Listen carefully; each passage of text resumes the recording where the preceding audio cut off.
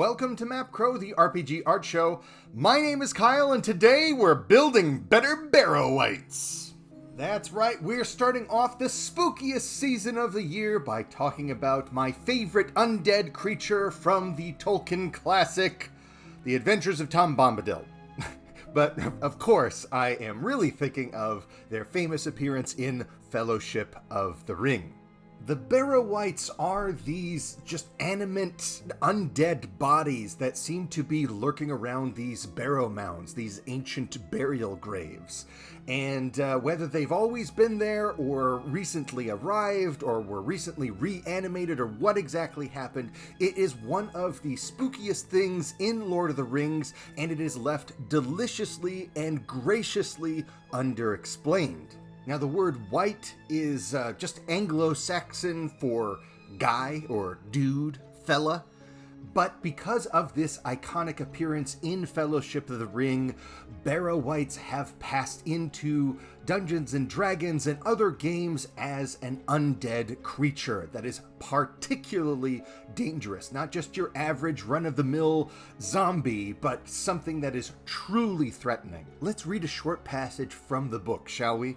Now, Frodo and the other hobbits have been dragged into this yawning grave, one of these barrows, and Frodo awakens to see Sam, Pippin, and Merry all dressed up in ancient finery on a pile of gold with a sword that lays across all of their necks. The night was railing against the morning of which it was bereaved, and the cold was cursing the warmth for which it hungered.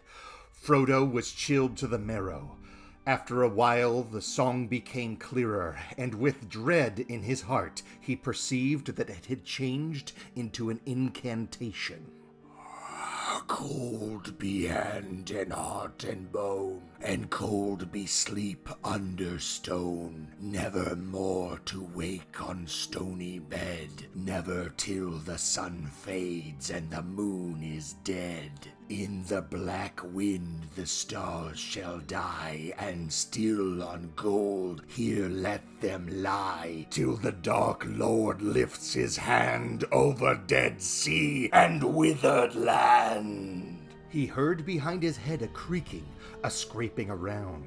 Raising himself on one arm he looked, and saw now in the pale light that there were a kind of passage, which behind them turned a corner. Round the corner, a long arm was groping, walking on its fingers towards Sam, who was lying nearest, and towards the hilt of the sword that lay upon him. First, we have this incantation, this sort of like anti-poetry that the Barrow Wight is using to put a spell on at least Frodo, if not all of the hobbits. We have this mysterious ritual in which the other hobbits are sleeping or unconscious and being dressed up like kings of old. And then, of course, we have this crawling hand as well. And let's not forget that line at the beginning.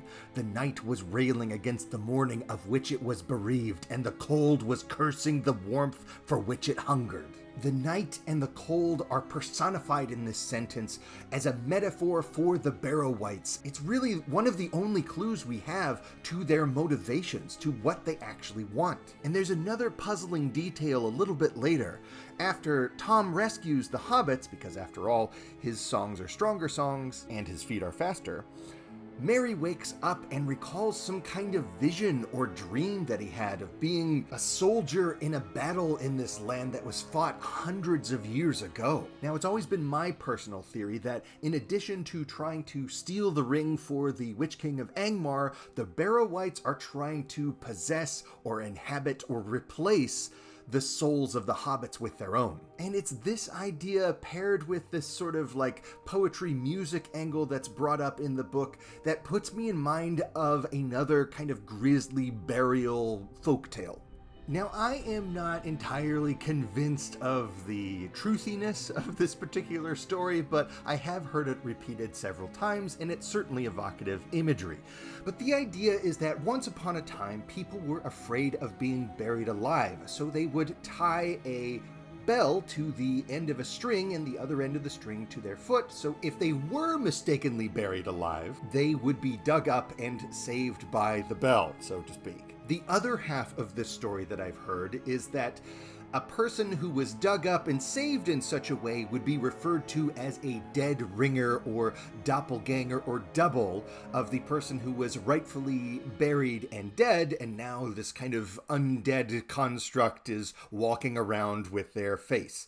Now, I don't believe that any of this is the true origin of Saved by the Bell or Dead Ringer, but it is a story that I've heard repeated and I think is really interesting. It has always captured my imagination. So for our version of the Barrow Wight, I want to include this magical rune bell that puts you into some kind of trance. And once you're in that trance, that's when this anti-poetry slam starts, and they start vacating your soul, getting you to believe that not only are you someone else, but that someone else is already dead. And once you've accepted that, then they can move in and kind of inhabit your body. I think this is interesting and fun for a couple of reasons, because it's kind of like a charm person spell that also delivers, the deep backstory, the deep history of your world building.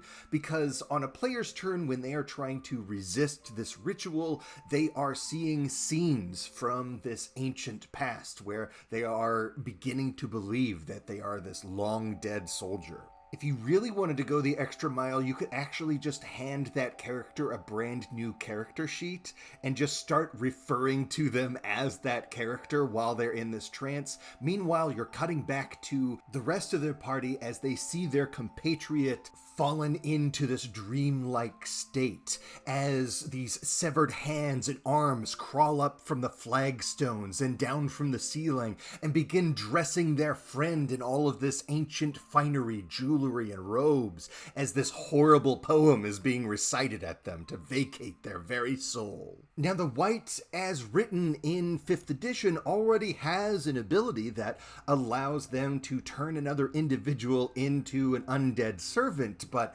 it just doesn't have the romance, the pomp. You don't just like reduce somebody's hit points to 0 and then raise them as a zombie.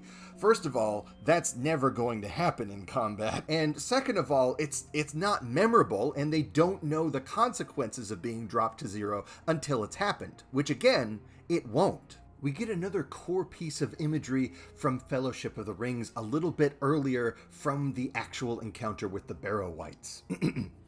There were fortresses on the heights. Kings of little kingdoms fought together, and the young sun shone like fire on the metal of their new and greedy swords. There was victory and defeat, and towers fell, and fortresses were burned, and the flames went up into the sky. Gold was piled on the biers of dead kings and queens, and the mounds covered them, and the stone doors were shut, and the grass grew over all. Sheep walked over while biting the grass, but soon the hills were empty again. A shadow came out of the dark places far away, and the bones were stirred in the mounds. Barrow Wights walked in the hollow places, with a clink of rings on cold fingers, and the gold chains in the wind. Stone rings grinned out from the ground like broken teeth in the moonlight. See, it's imagery like this that always pulls me back to Tolkien eventually.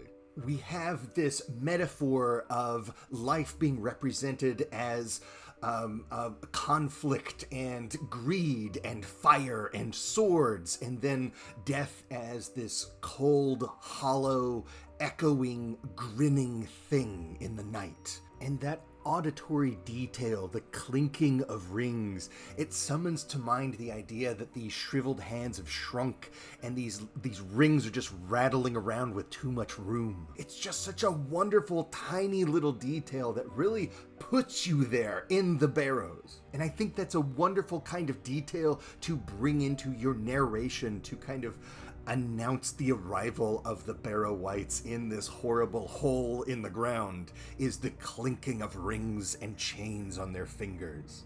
And it might be tempting to take this motif of cold, hungering for the warmth of life and give the Barrow Wight some kind of like ice powers or something like that, but it's not the cold of ice. It's not like a temperature cold. It's the cold of the grave. It is the cold of the coins on flagstone that these spirits refuse to leave for the next life. It is the cold of swallowing night that finally defeats the morning. It is an existential cold, a cosmic cold. It is a coldness from inevitability. Everything ends. The sun, the moon, the stars, the sea, and withered lands. Just like this episode. I think that will just about do it, don't you? But before I go, I just wanted to say that I will be doing a new episode of Building Better Monsters every week for the spookiest month of the year, so look forward to that. Also, if you're interested in what materials I used to create this image that you see, check the description below for a list of materials that I used. If you want to see the process pics for this image, check out my Patreon, where I have my secret sketchbook for patrons only to see everything that I'm drawing in the background. In any case, that'll do it for this episode, and until next time, my friends, wake now, my merry tads, wake and hear me calling. Warm now be heart and limb, the cold stone is fallen. Dark door is standing wide, dead hand is broken, night under night is flown, and the gate is open.